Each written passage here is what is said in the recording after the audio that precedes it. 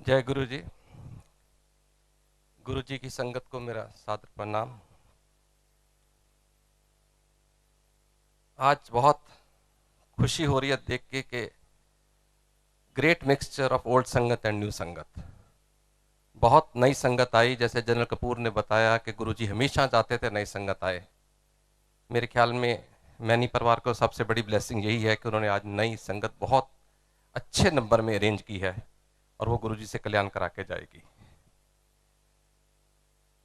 नई संगत के लिए मैं आपको एक चीज बहुत जरूरी समझता हूं बताना। ये मत समझिए कि हम जो लोग इधर आके गुरु जी के बारे में कुछ कह रहे हैं उनका प्रोपेगेंडा कर रहे हैं। जहां हम उनके बिठाए हुए स्पोक्स पर्सन हैं, जहां गुरु जी चाहते थे कि ये फलान फलान आदमी आके नई संगत को इंप्रेस करे, ऐसा कुछ नहीं है। ये तो हम अपने जिंदगी के वो अच्छे लम्हे, वो एक्सपीरियंसेस जो गुरु जी के साथ पहले गुजरे और अभी भी गुजर रहे हैं, उनको सिर्फ शेयर करते हैं आपके साथ। आप उन एक्सपीरियंसेस को शेयर करते करते उसमें क्या मैसेज लें, क्या विश्वास लें, क्या आप उसके ऊपर गुरुजी पे फेथ बनाएं, ये सब आपके ऊपर है। हम सिर्फ ये कह सकते हैं कि हमें इतना फेथ हो गया कि आज अगर हम गुरुजी के बारे में जो भी बात करेंगे, नई संगत के लिए बड़े बायस्ड व्यू लगेंगे। वो कहेंगे कि ये आदमी जहां तो बौंदरा है, जहां हिप्नोटाइज हो गया है। तो मैं आपको पक्की बात बताऊं कि मैं भी सर्विस करता हूं, रोज ऑफिस जाता हूं, रूटीन का काम करता हूं, मैं कभी हिप्नोटाइज नहीं हुआ। और आज तक क्योंकि गवर्नमेंट ने मेरे को नौकरी में रखा तो बौंदला भी नहीं हुआ। तो इसलिए सिर्फ यही कह सकता हूं कि गुरु जी के एक्सपीरियंसेस जो हैं हमारी जिंदगी में, जो जो हमने एक्सपीरियंस किए वो शेयर कर रहे हैं। आप उसमें से अपने तरीके से अपना मैसेज लीजिए, अपना फेथ बनाइए। मोनिका आंटी ने शुरू में बहुत इमोशनल होकर अपना सत्संग किया और दैट इस चीज का प्रतीक है कि हम वो सब चीजें जो हम अपने निकट संबंधियों तक ही सीमित रखना चाहते हैं, लेकिन जब संगत में आते हैं तो वो चीजें भी हमारी खुल के बाहर आ जाती हैं। हम कम से कम वो चीजों का आपके साथ शेयर कर लेते हैं जो हमने कभी सोचा नहीं। जो संगत करने आता है, जो सत्संग करने आता है, कोई प्लान नहीं करके आता, रिटर्न स्पीच नहीं लाता। उसके मन में क्या भाव है वही बोलता है जो गुरुजी बुलाते हैं उससे। और इसलिए हमारे मन में देखो, मैं जब मेरे को कहा गया था आपने सत्संग करना है, मेरे मन में इतने एक्सपीरियंसेस हैं। मेरे को मालूम नहीं था आज 5 मिनट मिलेंगे, 10 मिलेंगे, 15 मिलेंगे, 20 मिलेंगे, जितना टाइम मिलेगा उस हिसाब से एक्सपीरियंस आप शेयर करते जाओगे। लेकिन सबसे बड़ी बात यह कि जो भी संगत यहां आती है, सत्संग के थ्रू एक मैसेज लेके जाती है। हर का अपना क्वेश्चन होता है, अपनी क्वेरी होती है, अपनी एप्रीहेंशन होती है, उसके मन में कई डाउट्स होते हैं। ये सत्संग उन सब डाउट्स को क्लियर करता है, क्लैरिफिकेशन देता है, और जो गुरु के साथ करेक्ट होते हैं उनको राइट मैसेज मिल जाता है। अभी तक जो आपने सत्संग सुने, खास करके बहुत सारे, और आगे गुरु जी के ऊपर बुक भी है, फेसबुक भी है, वेबसाइट भी है, सब जगह गुरु जी के बारे में ये चर्चा बहुत हुई है कि गुरु जी ने बहुत लोगों का कल्याण किया। कल्याण इन द सेंस कि उनके कैंसर ठीक कर दिए, उनकी हार्ट प्रॉब्लम ठीक कर दी, उनको नई लाइफ दे दी। लेकिन मैं उससे हट के थोड़ा सा आपको ये बताना चाहूंगा कि गुरुजी ने रोजमर्रा की लाइफ में हर आदमी, हर औरत, हर बच्चे को उस तरीके से अपना के उसकी वो प्रॉब्लम दूर की जो आम लोग समझ भी नहीं पाते। कम से कम मेरे साथ अपना एक्सपीरियंस है। मेरा बेटा लंदन में था, गुरुजी ने उसको ब्लेस करके भेजा था। उसके साथ उसको लाइफ दी। एक दफा उसको अस्थमा का अटैक हुआ, उसको लाइफ दी। इसके साथ वो रोड क्रॉस कर रहा था, गुरुजी ने उसको खुद उठा के बचाया। मतलब स्पीडिंग कार के नीचे भी कुछ स्क्रैच नहीं आया। ये छोटी बातें हो गई क्योंकि इसके ऊपर बहुत चर्चा हुई है। लेकिन मेरे को जो बड़ी अजीब बात लगी कि जब उसने अपनी एजुकेशन खत्म करके नौकरी वहां शुरू की तो गुरुजी ने उसको ब्लेस किया। 1 साल के बाद वापस आया तो उसने कहा गुरुजी मैं वो नौकरी छोड़ के नई नौकरी ज्वाइन कर रहा हूं। और नई नौकरी इतनी बढ़िया, इतनी अच्छी मल्टीनेशनल कंपनी, इतना नॉन स्विस बैंक कि मतलब उसके लिए लोग तरसते हैं कि नौकरी मिल जाए। तो इसने आके कहा गुरुजी मैं वो ज्वाइन करने लगा हूं। गुरुजी कहते दफा हो जा। We did not know the meaning of दफा हो जा। Most of you may not see. हम सोचे गुस्से में गुरुजी ने बोल दिया, पर ऑब्वियसली इसका मतलब यह था कि ब्लेस नहीं हुए। जहां गुरुजी के ऊपर जो दफा हो जा मीन जो आफत आपके ऊपर, जो आपके ऊपर नेगेटिविटी आ रही, उसको दफा कर दिया। हर तरह की इंटरप्रिटेशन संगत से मिली। समझ नहीं पा रही थी कि क्या हुआ। मेरा बेटा बहुत परेशान कि मैं तो बहुत खुश था, जाके गुरुजी को कहने आया था कि आज मेरे को ये वाली नौकरी मिल गई। और गुरुजी ने कहा जा दफा हो जा। एनीवे टाइम बीतता गया, उसने नौकरी ज्वाइन कर ली। 6 महीने ही हुए थे, अभी प्रोबेशन में था। कुछ हालात ऐसे बने कि उसका बॉस के साथ नहीं जैसे क्लिक कर पाया, या कुछ उसके ऊपर कोई फॉल्स एलिगेशन लग गए, उसको नौकरी से निकाल दिया गया।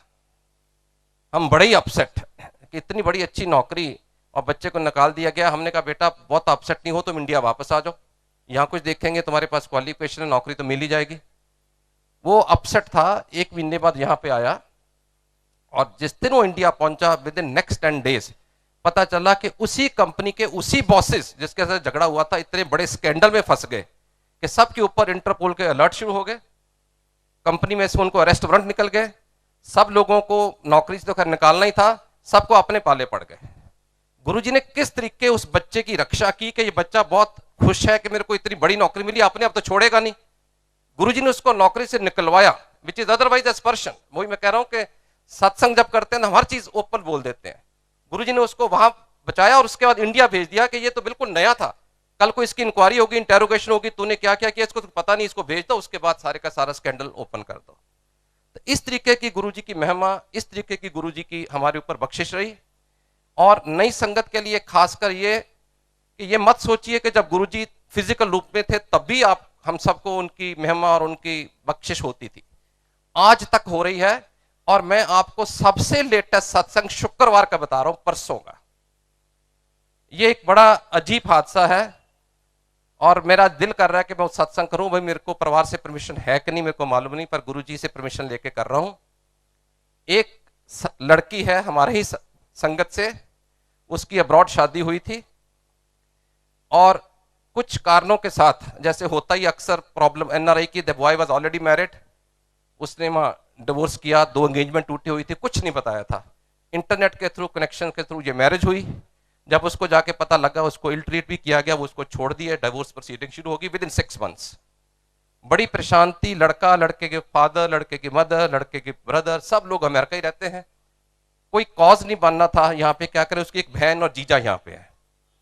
इन्होंने लेने देना भी कई कुछ किया होता। आफ्टर ऑल लड़की की शादी करते हैं, जो आप शगन में देते हैं, जो भी जिस तरीके देते हैं, कभी कभी किसी के ब्लैकमेल टैक्टिक्स भी होते हैं। काफी खर्चा पैसा ज्वेलरी दे रखी थी, उसका कोई रिकॉर्ड नहीं होता, उसका कोई प्रूफ नहीं होता। ये बड़े परेशान जब वापस आए तो इन्होंने सोचा कि उनकी सिस्टर वगैरह ने इमिग्रेशन कार्ड, ग्रीन कार्ड के लिए अप्लाई किया, उनकी इंटरव्यू आ रही है, अगर वो भी चले गए तो यहां तो कोई भी नहीं होगा जिसके साथ हम लड़ सकें। और सिर्फ एक छोटा सा मुद्दा था, अगर हम एफआईआर लॉन्च कर पाए इस केस में कि हमारे साथ चीटिंग हुई है, ही वाज ऑलरेडी मैरिड, तो शायद हम उसकी सिस्टर ब्रदर इन लॉ को रोक पाए, तो कम से कम डिवोर्स तो हो गया, हम अपनी रिकवरी कर पाए पैसे और ज्वेलरी की। इस संकल्प को लेके वो हमारे पास पहुंचे। कोशिश की संगत में सभी लोगों ने, मैंने जिस चीज को कांटेक्ट कर सकता था किया। गुरुजी की कृपा से इतनी कोऑपरेशन मिली। अगर हमने पुलिस कमिश्नर को फोन किया ये मामला, उसने कहा मेरे घर आ जाओ, 1 घंटा वहां बैठ के चाय पी। अगर हमने किसी जज, हाईकोर्ट के जज साहब को बोला, उन्होंने कहा मेरे घर आ जाओ। जब मेरे एक बहुत बड़े खुफिया महकमे के हेड एंड डायरेक्टर, मैंने उनको बोला, कहते हैं मैं तेरे घर आ जाता हूं। इस तरीके कर करा के हमने वो जो भी कार्रवाई हुई, मैं उसमें डिटेल में नहीं जाऊंगा, लेकिन एक डायरेक्टर प्रोसिक्यूशन होता है जो फैसला करता है कि एफआईआर लॉन्च हो सकती है कि नहीं। और उस केस में पुलिस कमिश्नर तक ने कह दिया था इसमें केस ही नहीं बनता, एफआईआर लॉन्च नहीं हो सकती। और लड़की को गुरुजी का सुपना था, तो फिक्र नहीं कर। और लड़की को गुरुजी पर पूरा फेथ था, परिवार को पूरा फेथ था। और ये फ्राइडे की बात है, परसों की, कि जो डायरेक्टर प्रोसिक्यूशन है दिल्ली गवर्नमेंट में, वो उसको जाके जब उसके फादर ने कहा कि आप फैसला कर दीजिए, लड़की भी डिप्रेशन में, कहते मेरे को लड़की से बात कराओ। कभी ऐसे नहीं हुआ कि कोई जिसको जानता नहीं उसको बात करके कहते बेटे तू फिक्र नहीं कर, तू ऐश कर। ऐसे मानो जैसे गुरुजी खुद बोल रहे हैं अपनी जुबान से। मेरे को ये, क्योंकि मैं इसमें इन्वॉल्व रहा हूं इसलिए मैं बड़ा इमोशनल होकर कह रहा हूं। उन्होंने कहा, गुरुजी ने कहा, उस डायरेक्टर प्रोसिक्यूशन कहता है बेटा जा तू ऐश कर, और जब तू अमेरिका नेक्स्ट टाइम जाएगी मेरे लिए एक स्पोर्ट्स शू लेके आना। और ये गुरुजी अपनी संगत में अमेरिका वाली लोगों को कहते होते थे, किसने पूछना कि गुरुजी आप लिए क्या लाऊं, उन्होंने कहा एक स्पोर्ट्स शू ले आना। तो इस तरीके गुरुजी की मेहर हुई और कल मंडे को एफआईआर लॉन्च होगी। मैं आपको आज सत्संग कर रहा हूं।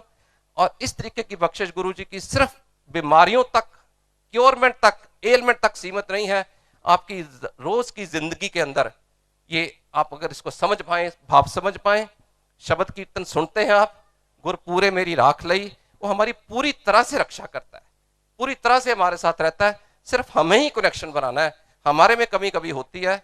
और जैसे कहा गया, जनरल कपूर ने अभी बताया, किसी ने कहा कि मैं शिरडी साईं बाबा होके आया, जब बाद में एक हफ्ता पहले किसी और महापुरुष के पास गया, गुरुजी ने कभी ये नहीं कहा कि आप इधर मत जाइए उधर मत जाइए।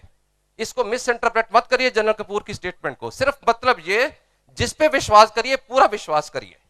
गुरुजी कहते थे ज्यादा अकाउंट खोलने से, ज्यादा व्रत रखने से आप गुरु के पास, भगवान के पास नहीं पहुंच पाते।